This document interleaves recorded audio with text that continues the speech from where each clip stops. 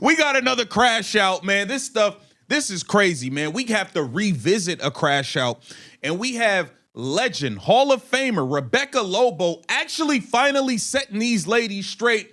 You guys are turning people off. Elle Duncan stated the most outrageous thing about Caitlin Clark and WNBA fans on ESPN, saying that new fans were ruining the league. Even Hall of Famer Rebecca Lobo is criticizing media players for driving away fans as the WNBA faces a lockout and viewership is plummeting months later. Duncan's remarks become stale over time. The fans are turning against you. They see all the things the WNBA been doing, like giving y'all housing, paying for y'all babies, giving y'all cars, all types of stuff. Y'all are losing the people. Rebecca Lobo sets the record straight. Okay? Should media figures such as Elle Duncan be offering an apology to Caitlin Clark and her supporters for the way they framed them last season? Drop your thoughts below. It's time to revisit one of the most tone-deaf media episodes from the previous WNBA campaign, an incident that ended up severely damaging the credibility of those involved. During the height of the Caitlin Clark phenomenon, when the league was experiencing historic visibility with packed arenas, record-breaking TV ratings, and major networks heavily investing airtime into women's basketball, ESPN's Elle Duncan delivered remarks that felt completely disconnected from reality. Instead of celebrating the surge of new fans flooding into the sport, she suggested they were draining the energy from the WNBA, not boosting it, not reigniting it, not elevating it from years of limited exposure. According to her, they were taking the life out of it, and those were the exact words she chose. Nasty work. The truth. You are right. You are right, new fans. There has never been more viewership because of Caitlin Clark. There's never been more attention. They're doing 40 minutes on First Take about Caitlin Clark. They never did that before. Hey, and you know what? And you know what they're not doing now, Elle Duncan? They're not doing 40 minutes on the WNBA when Caitlin Clark wasn't playing. They weren't doing 40 minutes on Colin Cowherd when Caitlin Clark was hurt and wasn't playing. They're not doing 40 minutes on Unrivaled on Nick Wright. First things first. They're not doing 40 minutes on Unrivaled with all these other stars y'all claim. Everybody's a star. Paige Beckers, the big stars. Why ain't First Take talking about them? Why ain't nobody talking about them? Let's really examine how absurd that claim sounds. For more than 2 decades, the WNBA had battled for consistent visibility and mainstream interest. National TV coverage was limited, crowds were often sparse, and the league operated at a financial loss, relying on NBA support to stay afloat. That was the landscape before Caitlin Clark entered the picture. Then she was drafted, and the entire atmosphere shifted almost overnight. Indiana Fever games began drawing huge ratings. Opposing arenas filled up whenever the Fever came to town. ESPN and other major networks suddenly made women's basketball a regular topic of discussion. Merchandise sales surged, and for the first time, the league's economic structure started evolving because genuine fan demand was finally there. And in the middle of all that progress, Elle Duncan's takeaway was that new fans were the issue, that they were draining the league instead of fueling it. It's hard to imagine a more counterproductive perspective on growth. What made it even more striking was that she wasn't alone. A noticeable segment of players, media voices, and longtime supporters appeared frustrated that the sport's rise in popularity wasn't unfolding on their preferred terms. Some criticized newcomers for lacking historical knowledge. Others seemed bothered that Clark was the catalyst for the surge in attention. There was an undercurrent of resentment toward success itself because it didn't arrive the right way. And when someone challenged Duncan on air, pointing out the undeniable spike in ratings and the fact that shows like First Take were dedicating extended segments, sometimes 40 minutes, to women's basketball, when that had never happened before, she dismissed it. She downplayed the exposure, implying that the spotlight was somehow problematic or came with conditions that made it less valuable. We talked about that earlier in our pod today. You actually were quoted somewhere saying this is the first time you have zero fear around the league folding, right? Which I totally know what you mean. It's like in other negotiations, there was always not like it was actually going to fold, but it was like, hey, we got to figure this out. How are we going to do this kind of a vibe? All right. So from your perspective, what should be like the high priorities for this agreement? It's been interesting to kind of see how it has all evolved. And one of the things that strikes me is like the deal that, as you read it, that the owners have on the table for the players. And, I'm not privy to all of the information, but like, it looks like a pretty amazing deal. And that, like, if the players took the deal that's on the table right now, they should feel great about it because it's huge salaries. It is a degree of revenue sharing. It's going to allow the owners to continue to invest in the product. I mean, having a practice facility, having all the things that Sue and I, you played all, and I played all those years without. Like my New York Liberty team practiced at the Brearley. What Duncan and others seem to miss is a basic truth about sports media. Coverage follows audience demand. Shows like First Take weren't dedicating 40-minute discussions to the WNBA before Caitlin Clark because the viewership simply wasn't there. That isn't personal bias, it's economics. Networks invest prime airtime in content that attracts ratings. When Clark entered the league and WNBA broadcasts suddenly began pulling substantial audiences, the media response was inevitable. That's how it works across every sport. The NFL receives more attention than the CFL because it commands a larger audience. The NBA dominates coverage compared to overseas leagues for the same reason.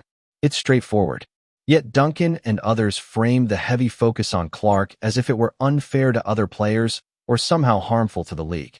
They wanted the rewards of increased visibility without acknowledging that the surge was largely driven by one player's star power. They embraced the perks of popularity while resisting the source of that momentum. Claims that compelling storylines already existed before Clark also fall apart under scrutiny. If those narratives were truly resonating, the ratings, packed arenas, and expanded media presence would have reflected that. They didn't, not because of animosity, but because they hadn't connected with a broad audience. The league had talented players and memorable moments, but it lacked sustained mainstream traction and financial stability. Now, the fallout from alienating new fans is becoming clearer. The WNBA faces the possibility of a lockout amid stalled collective bargaining talks. Viewership for ventures like the new 3-on-3 league Unrivaled is dropping sharply. Some fans who were energized last season are disengaging after feeling labeled or unwelcome. That's where Hall of Famer Rebecca Lobo enters the discussion. With deep credibility in women's basketball, Lobo has cautioned players about their tone, warning that public support is fragile. She noted that the current ownership proposal reportedly includes maximum salaries surpassing $1 million, average salaries near $500,000, revenue sharing, and significant facility investments, terms that represent meaningful progress compared to past agreements. Still, some players dismissed the offer as insulting, using combative rhetoric that risked alienating supporters. Lobo directly addressed that language, emphasizing the importance of measured communication during negotiations if the league hopes to maintain the goodwill it has recently gained. I mean, this is crazy, man. The WNBA players are single-handedly turning each and every fan. They're just pushing fans away. There's no doubt about it. And she makes a valid point. When athletes earning several $100,000, or even more than $1 million, describe a contract proposal as a slap in the face, it can easily distance everyday fans who work traditional jobs for far less. That kind of messaging risks eroding the very public backing that fueled the league's recent surge. Lobo also referenced the moment players wore "Pay us what you owe us" shirts during the All-Star festivities, a gesture that initially drew overwhelming crowd support. The arena was fully behind them. However, the All-Star game itself turned into a letdown, with a lackluster on-court product that frustrated viewers. As a result, some of that goodwill began to fade, with fans questioning why they were being asked for unwavering support when the showcase event didn't reflect maximum effort. Then there was the scene involving Commissioner Kathy Engelbert in Las Vegas, where she faced sustained boos even before Nafisa Collier's later remarks sparked additional controversy. The reaction suggested that frustration had already been building among fans who felt criticized or undervalued throughout the season. Lobo's broader takeaway, that public sympathy appears to be shifting from players toward ownership, is especially striking. In most labor disputes, supporters typically align with athletes rather than executives. Yet in this instance, a segment of the fan base feels alienated after being labeled, dismissed, or made to feel unwelcome, leading some to side with management instead. That reversal underscores how mishandled communication from certain players and media voices has complicated what could have been a straightforward push for progress. There has never been more viewership because of Caitlin Clark. There's never been more attention.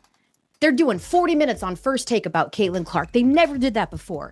Hey, and you know what? And you know what they're not doing now, Elle Duncan? They're not doing 40 minutes on the WNBA when Caitlin Clark wasn't playing. They weren't doing 40 minutes on Colin Cowherd when Caitlin Clark was hurt and wasn't playing. They're not doing 40 minutes on Unrivaled on Nick Wright, first things first. They're not doing 40 minutes on Unrivaled with all these other stars y'all claim. Everybody's a star. The Paige Beckers, the big stars. Why ain't First Take talking about them? Why ain't nobody talking about them?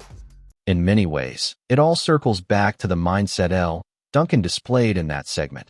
The notion that an influx of new supporters was a threat instead of an opportunity.